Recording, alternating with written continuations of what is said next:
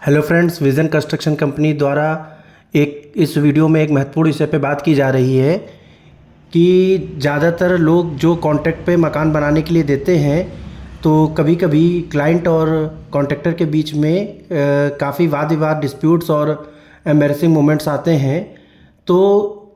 उन वाद विवाद और एम्बैरेसिंग मोमेंट्स की स्टार्ट कहाँ से होती है, हम उस बारे में बात करेंगे। जैसे कि आप इस वीडियो में एक पिक में आप देख सकते हैं कि आपको एक नहीं दो कई प्लॉट दिखाए जा रहे हैं और जो ये पिक ली गई है ये मेन रोड से ली गई है। इससे आप समझ सकते हैं कि ये प्लॉट या फिर ये जो प्लानिंग की गई है ये ऐसी जगह पे की गई है जहाँ पर आपके प्लॉट काफ़ी डेप्थ में है। तो मान लीजिए कि किसी क्लाइंट को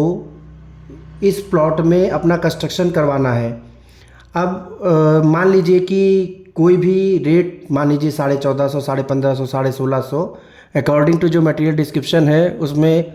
आपका मकान बनाना तय हुआ है। तो कोई भी कॉन्ट्रैक्टर उस रेट पे जब हाँ कर देता है और क्लाइंट को भी इस बारे में नहीं पता होता है और जब ये डेप्थ ऊपर की तरफ जाती है तो ऑलरेडी ये प्लॉट 5 या 6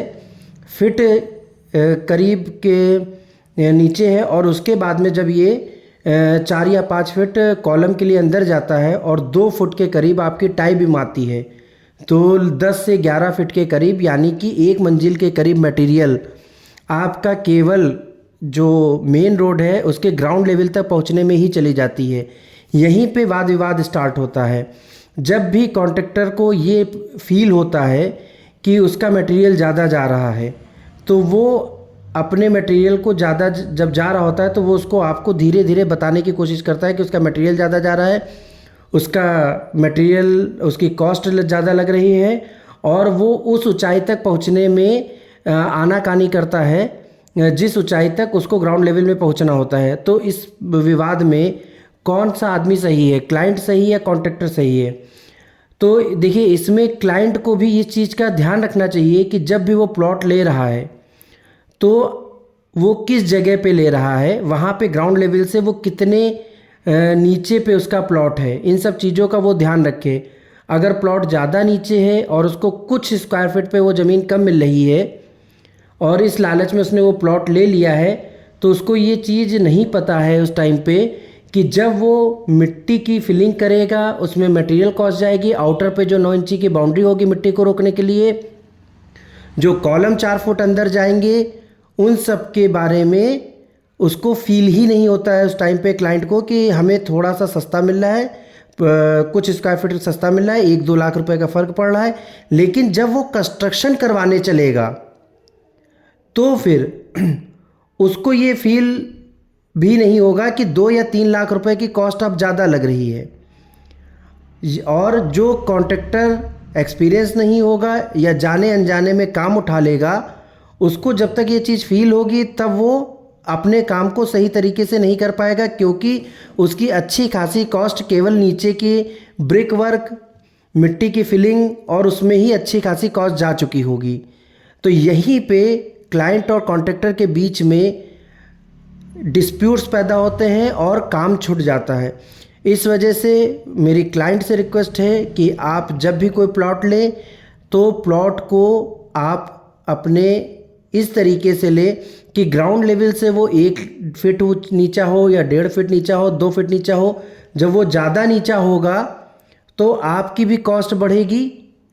और कॉन्ट्रैक्टर की जब कॉस्ट बढ़ेगी तो वो भी अपने काम को करने में आनाकानी करेगा या और इसकी वजह से डिस्प्यूट बढ़ेंगे। ये फर्स्ट रीज़न होता है किसी प्लॉट पे डिस्प्यूट क्लाइंट और कॉन्ट्रैक्टर के बीच का कि जो ग्राउंड लेवल से नीचे होता है उसमें ज़्यादा मटेरियल लगने की वजह से कॉन्ट्रैक्टर विवाद करता है। अब इसका इलाज क्या है? इसका इलाज ये है कि अगर क्लाइंट ने नीचे पे ले लिया है प्लॉट को तो कॉन्ट्रैक्टर से वो इस बारे में बातचीत कर ले कि देखिए इस लेवल तक हमारा मकान जाएगा, उसके बाद ही आप रेट बताइए।